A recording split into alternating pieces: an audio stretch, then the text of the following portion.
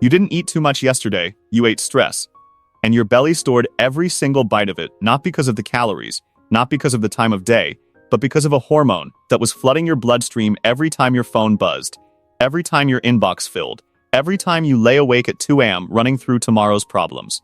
I know what your mornings look like. You wake up already behind.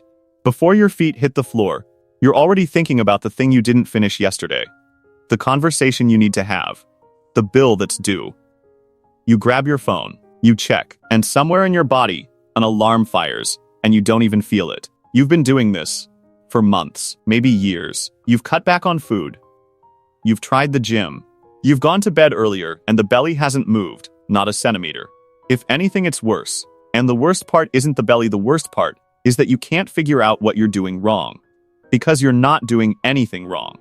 Here's what the entire fitness industry has sold you. Belly fat is a math problem. Calories in, calories out. Eat less, move more, the fat goes away. And that logic is so clean, so simple, so beautifully reasonable that it has kept millions of people failing for decades. Because here's what that equation leaves out. Your body decides where to store fat before you've eaten a single thing. It makes that decision based on your hormone levels. And if one hormone is running the show, your gym session, your salad, your willpower, none of it gets a vote.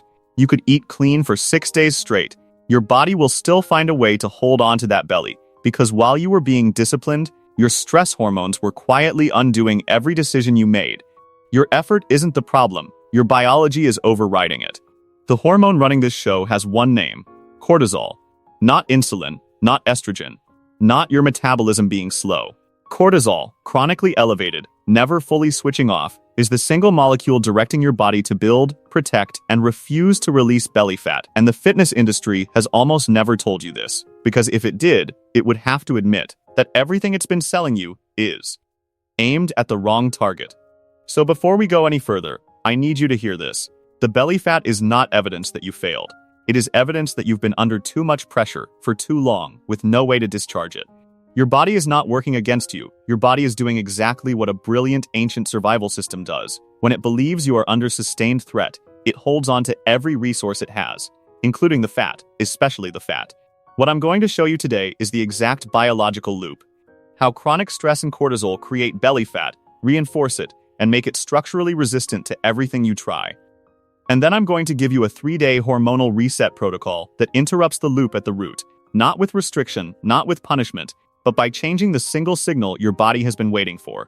Let's get into it. For 200,000 years, cortisol was the most important chemical for human survival.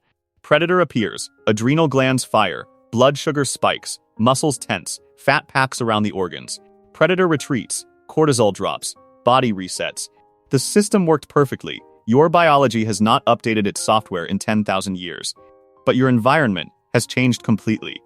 No predators at the tree line today. Instead, there is a 6 a.m. alarm, a boss's email, a credit card statement, a child who won't sleep, social media at midnight.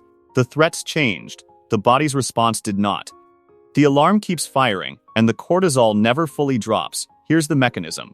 Visceral fat deep inside your abdomen, packed around your liver and intestines, is loaded with glucocorticoid receptors, cortisol docking stations. Every time cortisol hits your bloodstream, those receptors send one signal to your fat cells: grow, store, expand. But here's what makes this so insidious. There's an enzyme inside visceral fat called 11-beta-hydroxysteroid dehydrogenase type 1, the amplifier. It takes inactive cortisol floating in your blood and converts it into active cortisol, right there, inside your belly fat cells. Your belly fat manufactures its own cortisol, locally, independently. This isn't theory, this is documented, peer-reviewed endocrinology. Your belly fat is not a storage unit. It is an endocrine organ actively doing things to you, and it is using your stress to grow itself. Before we go further, comment below right now. How long have you been fighting this belly fat? A few months? A few years? And did you know cortisol was behind it? Tell me. I read every single one. So here's how this loop runs through your day and how to shut it down. The first hit happens before you've spoken a word. Most people wake up and reach for their phone, the screen fires. Notifications flood in. The amygdala reads it as threat, cortisol spikes, and your belly fat cells receive their first store signal of the day, before breakfast has started. The fix: 5 minutes of slow diaphragmatic breathing before you touch anything. 4 counts in, 6 counts out. This activates the vagus nerve, which signals the adrenals to pull back. It is the physiological off switch for cortisol, and it costs you nothing but 5 minutes. First signal of the day teaches your HPA axis what normal is. Make it safety, not threat. The second hit is the hunger lie. You feel genuinely hungry at 10 a.m. But was that hunger, or was it cortisol? Cortisol spikes ghrelin, the hunger hormone, and simultaneously drops leptin, the fullness signal. It removes the brakes from your appetite and floors the accelerator for sugar and fat at the same time. You eat more than you need, insulin spikes, excess glucose goes straight to visceral fat cells where cortisol receptors are waiting. Not because you were weak, but because the chemistry demanded it. The fix: eat protein within 60 minutes of waking, even if you don't feel hungry. A cortisol-flooded body will tell you it doesn't need food. That's a lie. 25 to 30 grams of protein stabilizes blood sugar and tells your adrenals, no famine, threat is not real. The third hit is the sleep trap, and this is where people lose it. Elevated cortisol at night blocks melatonin, so you can't fall asleep or can't stay asleep. Without deep sleep, cortisol clearance fails. You wake with higher baseline cortisol than yesterday, ghrelin 30% higher, leptin 20% lower, hormonally primed to overeat before you've left the bedroom. And one bad night takes 72 hours to clear. Here's the counterintuitive part. High-intensity exercise first thing in a cortisol-flooded body spikes cortisol further and triggers a second craving wave by noon. The fix is a 20-minute moderate walk outside, not a sprint, a walk. Forward locomotion through natural light activates optic flow in the visual cortex, which suppresses amygdala activity and lowers cortisol output within minutes. This isn't placebo, it's measurable neuroscience. And here's the part nobody talks about: the belly fat feedback loop. Visceral fat cells release inflammatory proteins called cytokines into the portal vein feeding your liver.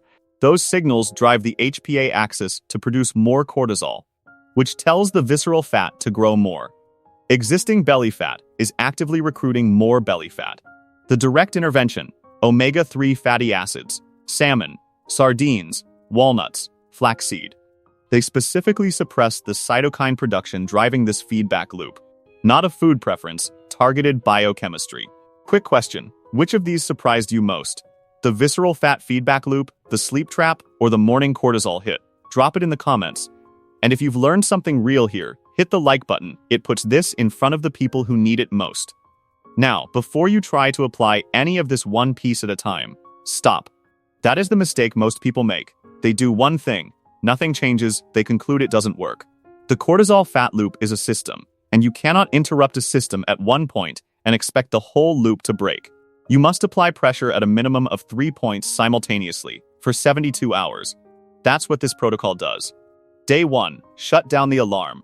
No phone for the first 20 minutes after waking. 5 minutes of belly breathing first. Then 16 ounces of water with sea salt and lemon, because adrenal glands need electrolytes to modulate cortisol, and dehydration alone raises it by 15%. Protein breakfast within the hour, 20-minute outdoor walk after, no caffeine past noon. Dim all lights at 8:30 p.m. Consistent bedtime, target 8 hours. Day 2, rewire the hunger signal. Every meal, fiber first, protein second, fat third. No refined sugar, no processed food, not forever, for 72 hours. Add magnesium-rich foods to 2 meals, spinach, avocado, dark chocolate, because cortisol depletes magnesium. And magnesium is required for adrenal recovery. Before each meal, pause 30 seconds and ask, am I physically hungry or emotionally triggered? You don't have to answer correctly, just ask. The pause alone interrupts the automatic loop. Day 3, activate the reset. 10 minutes of direct morning sunlight within 30 minutes of waking, no sunglasses. This anchors the cortisol curve so it peaks sharply in the morning and drops fully by night. 10 minutes of body scan meditation at midday. And in-person time with someone you trust. Positive social contact releases oxytocin, which directly suppresses HPA axis activity.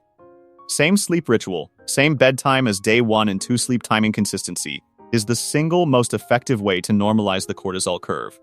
By the morning of day 2, you won't crash at 10 a.m. You won't be ravenous at noon. The 3 p.m. sugar spiral will be quieter. By day 3, you will have consumed 30 to 40% fewer calories without even trying. Not because you restricted, but because the hormonal demand has been reduced. By week 2, inflammation drops, bloating reduces, the heaviness around your midsection begins to soften. Fat loss becomes a side effect, the consequence of a body finally out of crisis mode. Most people deal with stress eating by white-knuckling it, shaming themselves for slipping, waking up Monday with renewed discipline, and by Wednesday they're back in the drive-thru. But suffering is not a cortisol intervention. Suffering is cortisol. Every time you punish yourself for eating the wrong thing, you spike the exact hormone that made you eat the wrong thing. Breaking the stress eating cycle is not a battle of willpower. It is a negotiation with your biology. Your body does not release belly fat when it is under attack.